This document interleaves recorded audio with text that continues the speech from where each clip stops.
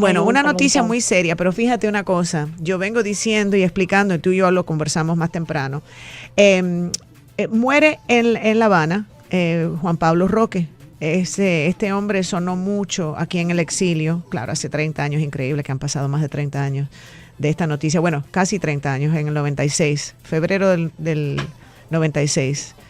En febrero del año que viene vamos a estar conmemorando los 30 años del derribo de las avionetas de Hermanos al Rescate. Eso fue un momento muy grande para nosotros aquí en el sur de la Florida, una herida muy grande por la traición de este hombre, Juan Pablo Roque, quien había infiltrado estas organizaciones, se hacía amigo de estos personajes que luchaban por la libertad de Cuba, a quien queríamos mucho, ¿no? Basulto y los que fallecieron.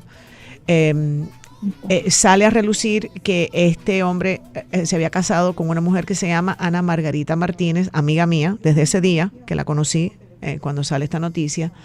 Y bueno, han pasado increíble 30 años, ya ahora él se muere.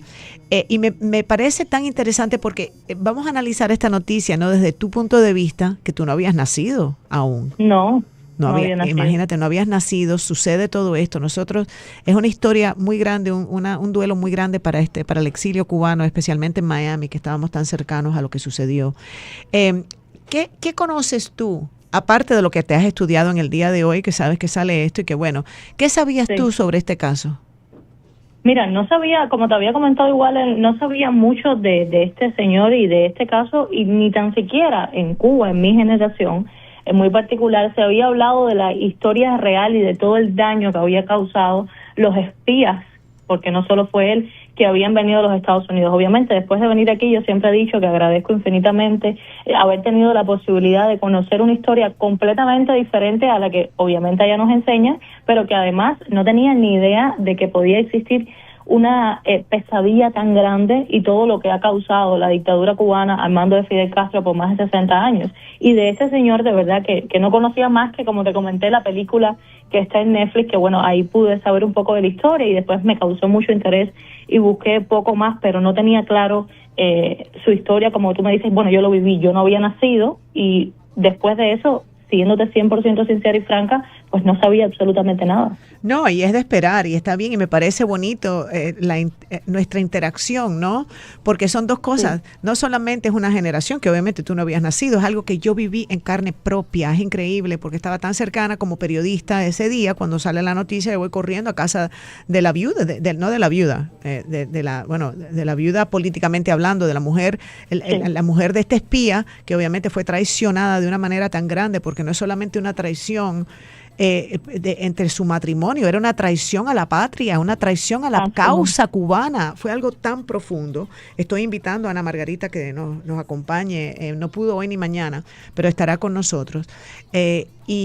Y bueno, lo que me parece tan interesante no es esta diferencia entre nosotras culturalmente y generacionalmente, ¿no? De que ni siquiera habías existido cuando pasó y luego que, claro, esta historia nunca te la van a contar en Cuba, como la puedes leer hoy en día. Y quiero recordarle a las personas que nos escuchan, porque no todo el mundo es cubano, obviamente, que esto pasó un 24 de febrero del año 96. Se derribaron estas dos avionetas civiles pertenecientes a la organización benéfica Hermanos al Rescate, que era liderada por José Basulto en ese entonces, formada por exiliados cubanos, pero también había unos hermanos argentinos que cooperaban, eran pilotos también y cooperaban con ellos. La verdad que fue, como te digo, algo muy feo que sucedió. Fue el 24 de febrero con el motivo del aniversario del reinicio de las luchas por la independencia. Salieron del aeropuerto de Opaloca en tres avionetas bimotores Cessna hacia Cuba. El gobierno de la isla ordenó la salida de dos avionetas para detener estos aviones y a partir de ese momento, claro, la historia se cuenta con contradicciones. Me imagino aquí en el exilio lo vemos de una manera muy clara, en Cuba se contará, otras personas contarán la historia de otra manera. Los opositores y residentes en Miami dicen que fueron derribadas en aguas internacionales. Cuba afirma que ocurrió en espacio aéreo cubano, ya sabes cómo son estas cosas. Sí. Y bueno, nada, la realidad es que en esta misión murieron personas muy queridas en esta comunidad, la verdad, personas muy queridas en esta comunidad. Y como tú decías, lo más triste no es, o sea, es el derribo, es las vidas que se perdieron, es que no se pagó absolutamente nada porque el régimen cubano siguió ahí como si nada pasara, sin importarle nada, no solamente estas vidas, sino las miles de personas que fusilaron, y que estas personas que no solo traicionaron a Estados Unidos, traicionaron también ciudadanos americanos que perdieron la vida, y la causa de Cuba, que sabían que sucedía, y después ver como este señor de momento sale en La Habana siendo un espía más. Imagino el dolor, y ahora que he podido escuchar testimonios de personas que formaban parte, ¿no?, de esta causa y tuvieron que sentirlo como tú, en carne propia, vivir el momento, vivir la experiencia. O sea, nosotros en mi generación y en los últimos años pues no se ha visto algo así tan trascendental, tan importante para liberar a Cuba y que causara tanto daño. Y yo creo que ese dolor obviamente se vive con él siempre. Conozco hijos de fusilados que tienen esa dolor, esa herida que no se cierra, que no sana con nada, y que lo único que lo sanaría, por supuesto, sería ver a nuestro país libre otra vez, ¿no? Claro. Claro, y quiero mencionar los nombres de los 3 pilotos estadounidenses de origen cubano, que era Carlos Costa, Mario de la Peña, Armando Alejandre, y uno que era residente, Pablo Morales. Conocí a sus familiares, por supuesto, durante los años, ha habido mucha tensión. Y ahora esta noticia sale a relucir por la muerte de Juan Pablo Roque, de Juan Pablo Roque, pero bueno, siempre esto será una llaga en el corazón de los cubanos en el exilio.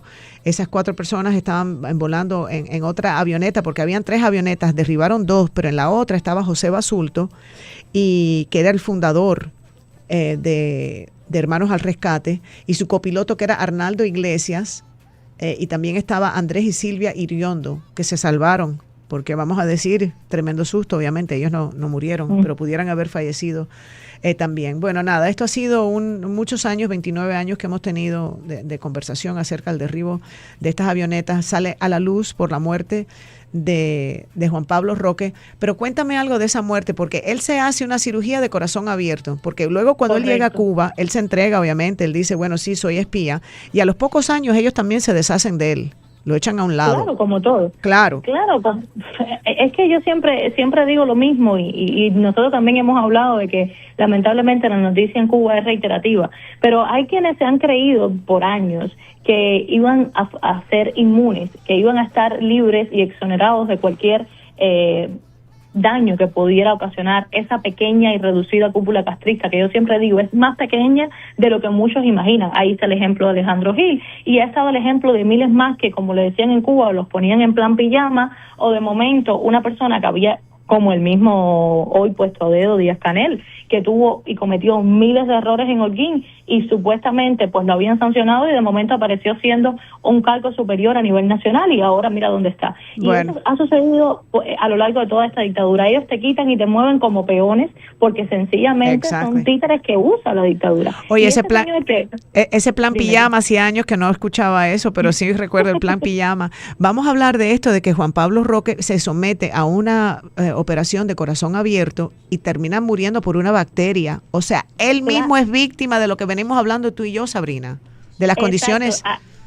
Eso mismo te quería contar. Él contrae el virus que está matando a tantas personas en Cuba, y que obviamente en cualquier lugar pudiera ser resuelto de una forma rápida con los medicamentos acordes, pero que como en Cuba no hay insumos médicos ni personal pertinente que haga y que tome una acción de la forma correcta, pues ahí está.